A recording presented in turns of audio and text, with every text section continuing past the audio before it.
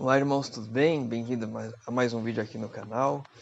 Antes de iniciarmos o nosso estudo, gostaria de pedir aos irmãos para que se inscrevessem no canal, para que dessem o seu like no vídeo, que isso vai ajudar a esse tema chegar a outras pessoas aqui dentro do YouTube. Se você estiver dentro do aplicativo, quando encerrar o vídeo, vai lá no YouTube, se inscreve, dá um like, que também a gente vai estar ajudando a alcançar outras pessoas lá na plataforma do YouTube.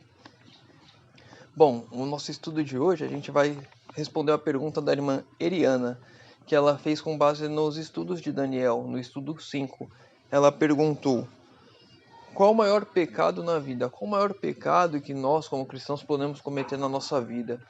E é interessante que esse estudo ele é baseado todo em Daniel no capítulo 5. Então nós vamos dar uma lida rápida aqui, Daniel capítulo 5. Vamos ler o verso 1 ao verso 3, e diz assim: o rei Beltesazar deu um grande banquete a 1000 dos seus grandes, e bebeu vinho na presença dos 1000. Enquanto Beltesazar bebia e apreciava o vinho, mandou trazer os utensílios de ouro e de prata que Nabucodonosor, seu pai, tirara do templo, que estava em Jerusalém, para que neles bebessem o rei e seus grandes, e as suas mulheres e concubinas. Então trouxeram os utensílios de ouro que foram tirados do templo da casa de Deus, que estavam em Jerusalém, e beberam neles o rei, os seus grandes e as suas mulheres e concubinas. Aí, verso 4. Beberam o vinho e deram louvores aos deuses de ouro, de prata, de bronze, de ferro, de madeira e de pedra.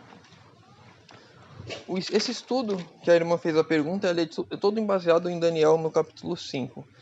E o que está acontecendo aqui? O rei Beltesazar, já depois da morte de Nabucodonosor, ele assume o trono. Em algum momento desse reinado dele, ele resolve dar uma festa para as pessoas mais importantes do reino, e essa festa ele vai regando a vinhos e a mulheres e todas as coisas erradas que a gente pode imaginar. E no meio dessa festa, querendo ou não, ele resolve desafiar a Deus, porque manda trazer os utensílios que estavam na casa de Deus lá em Jerusalém.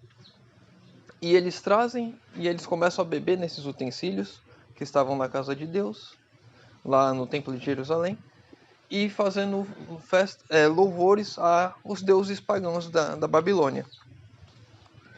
E o porquê dessa pergunta que ela fez? Porque dentro desse contexto a gente consegue tirar várias histórias, mas acredito que a principal, que é o foco do estudo, é exatamente o desafio de Beltesazar a Deus, mas não porque era um Deus desconhecido para ele, mas era um Deus conhecido para ele, porque ele conhecia a história do rei Nabucodonosor, ele sabia de tudo que havia acontecido, como o rei invadiu Jerusalém, como o rei venceu, como o rei trouxe cativos de lá, e como o rei passou lá no Daniel capítulo 4, a gente vê que o rei ele passa por uma doença que ele começa a viver como os animais no campo.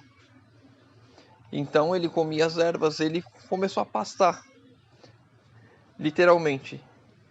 E nesse tempo que ele está pastando, Daniel assume o trono. E ele que comanda a Babilônia até o rei recobrar a consciência e voltar ao trono. E Beltesazar, ele sabia de toda essa história.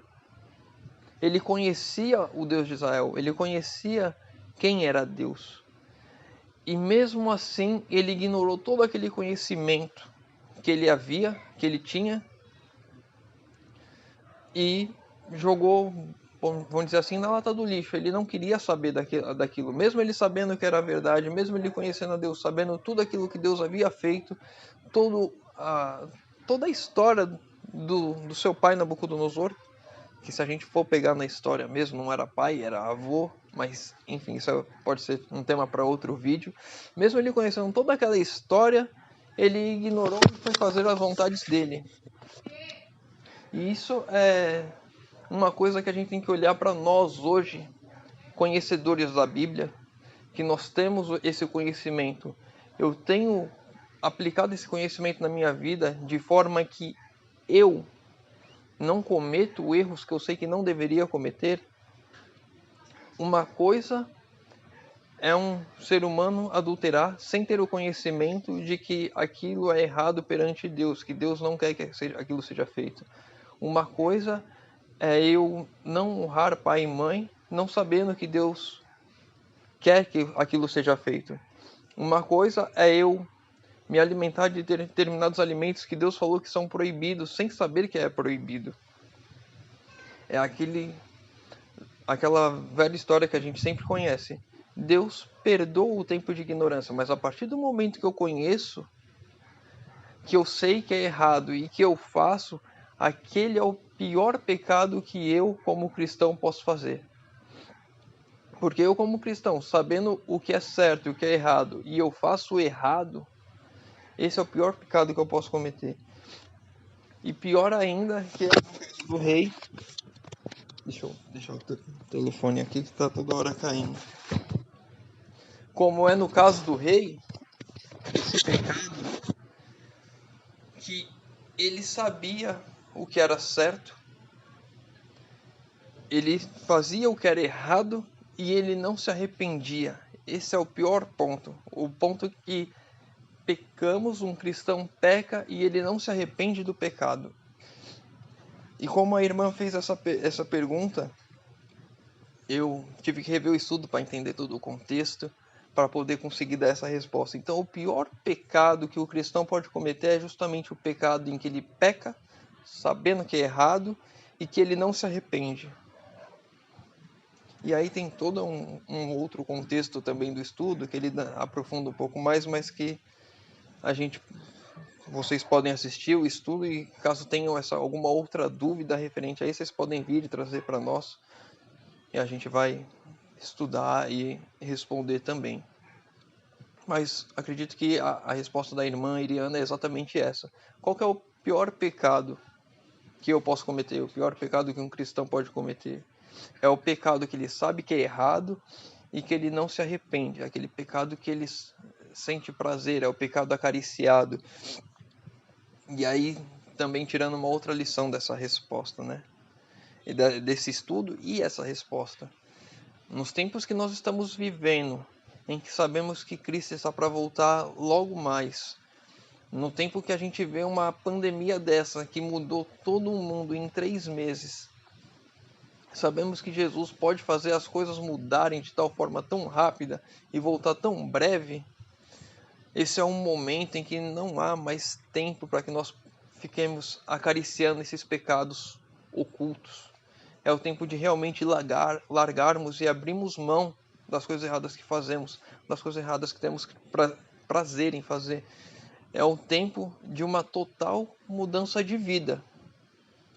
E que eu e você, meu irmão, possamos aproveitar esse tempo de novo, de fechamento, que estamos em casa, que estamos com as nossas famílias, de dobrarmos os nossos joelhos em família, buscando a Deus, para que todos nós possamos nos fortalecer e que possamos seguir firmes os caminhos, porque Jesus em breve vai voltar e temos que estar mais do que nunca preparados.